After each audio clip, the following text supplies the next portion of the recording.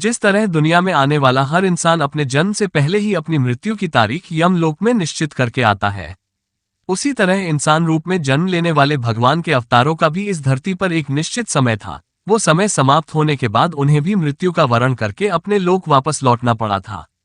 लेकिन इंसान और ईश्वर के भीतर एक बड़ा अंतर है, इसलिए हम भगवान के लिए मरना शब्द कभी इस्तेमाल नहीं करते, बल्कि इसके स्थान पर उनका इस दुनिया से चले जाना या लोप हो जाना, इस तरह के शब्दों का उपयोग करते हैं। आज हम जानेंगे कि भगवान श्री राम कैसे इस लोक को छोड़कर वापस विष्णु लोक गए।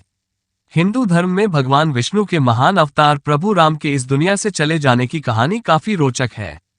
आखिर भगवान राम धरती लोक से विष्णु लोक में कैसे गए, इसके पीछे एक पौराणिक कथा प्रचलित है। भगवान विष्णु के कई अवतारों ने विभिन्न युग में जन्म लिया। यह अवतार भगवान विष्णु द्वारा संसार की भलाई के लिए गए थे। भगवान विष्णु द्वारा कुल 10 अवतारों की रचना की गई थी, जिसमें से भगवान राम 7वें अवतार माने जाते हैं।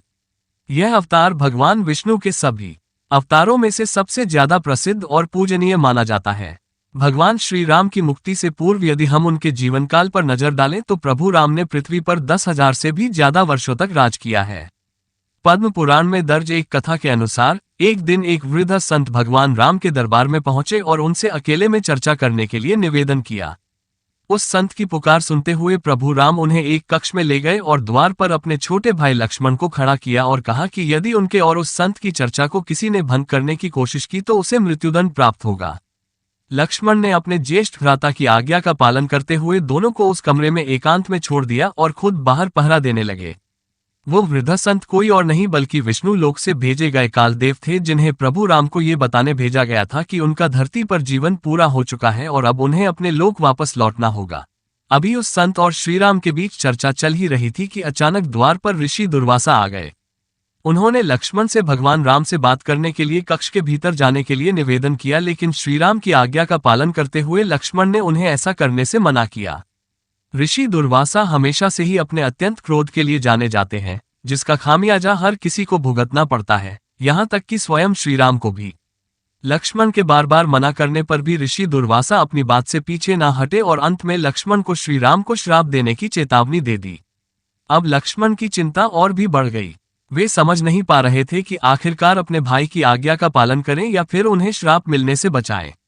लक्ष्मण हमेशा से अपने ज्येष्ठ भाई श्रीराम की आज्ञा का पालन करते आए थे। पूरे रामायण काल में वे एक क्षण भी श्रीराम से दूर नहीं रहे।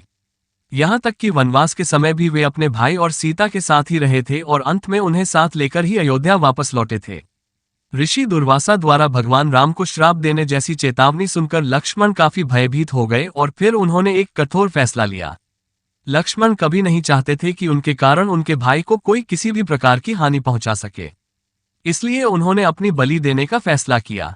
उन्होंने सोचा यदि वे ऋषि दुर्वासा को भीतर नहीं जाने देंगे तो उनके भाई को श्राप का सामना करना पड़ेगा, लेकिन यदि वे श्रीराम की आज्ञा के विरुद्ध जाएंगे तो उन्हें मृत्यु दंड भुगतना होगा। यही लक्ष्मण ने सही समझा। वे आगे बढ़े और कमरे के भीतर चले गए। लक्ष्मण को चर्चा में बाधा डालते देख श्रीराम ही धर्म संकट में पड़ गए। अब एक तरफ अपने फैसले से मजबूर थे और दूसरी तरफ भाई के प्यार से निस्सहाय थे। उस समय श्रीराम ने अपने भाई को मृत्यु दंड देने के स्थान पर राज्य एवं देश से बाहर निकल जाने को कहा। उस युग में देश निकाला मिलना मृत्यु दंड के बराबर ही माना जाता था, लेकिन लक्ष्मण जो कभी अपने भाई राम के बिना एक क्षण भी नहीं रह सकते थे, उन्होंने इस दुनिया को ही छोड़ने का निर्णय लिया। वे सरयू नदी के पास गए और संसार से मुक्ति पाने की इच्छा रखते हुए वे नदी के भीतर चले गए। इस तरह लक्ष्मण के जीवन का अंत हो गया और वे पृथ्वी लोक से दूसरे लोक में चले गए। लक्ष्मण के सरयू नदी के अंदर जाते ही वो अनंत शेष के अवतार में बदल गए और विष्णु लोक चले गए। अपने भाई के चले जाने से श्री राम काफी उदास हो गए। जिस तरह राम के बिना लक्ष्मण नहीं, ठीक उसी तरह लक्ष्मण के बिना राम का जीना भी प्रभु राम को उचित न लगा। उन्होंने भी इस लोक से चले जाने का विचार बनाया। तब प्रभु राम ने अपना राजपाट और पद अपने पुत्रों के साथ अपने भाई के पुत्रों को सौंप दिया और सरयू नदी की ओर चल दिए।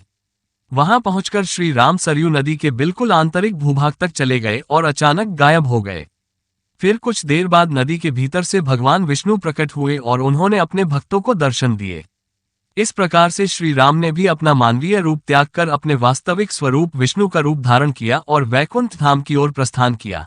भगवान श्री राम के मृत्यु वरण में सबसे बड़ी बाधा उनके प्रिय भक्त हनुमान थे, क्योंकि हनुमान के होते हुए यम की इतनी हिम्मत नहीं थी कि वो राम के पास पहुंच चुके, पर स्वयं श्री राम से इसका हल निकाला। आइए जानते हैं कैसे श्री राम ने इस समस्या का हल निकाला। राम जान गए थे कि उनकी मृत्यु का समय हो गया था। वो जानते थे कि जो जन्म लेता है उसे मरना पड़ता है। यम को मुझ तक आने दो, मेरे लिए वैकुंठ, मेरे स्वर्गिक धाम जाने का समय आ गया है, उन्होंने कहा। लेकिन मृत्यु के देवता यम अयोध्या में घुसने से डरते थे, क्योंकि उनको राम के परम भक्त और उनके महल के मुख्य प्रहरी हनुमान से भय लगता था। यम के प्रवेश के लिए हनुमान को हटाना जरूरी था। इसलिए राम ने अपनी अंगूठी को महल के फर्श के एक छेद में से गिरा दिया और हनुमान से इसे खोजकर लाने के लिए कहा।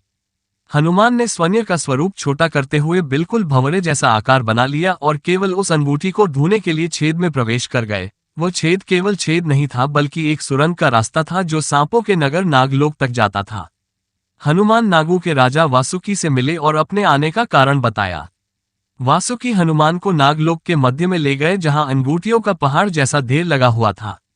यहां आपको राम की अंगूठी अवश्य ही मिल जाएगी, वासुकी ने कहा।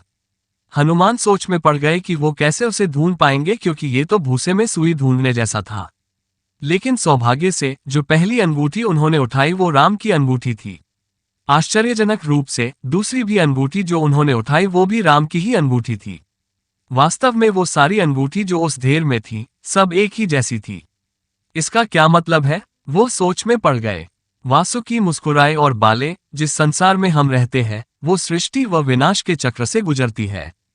इस संसार के प्रत्येक सृष्टि चक्र को एक कल्प कहा जाता है।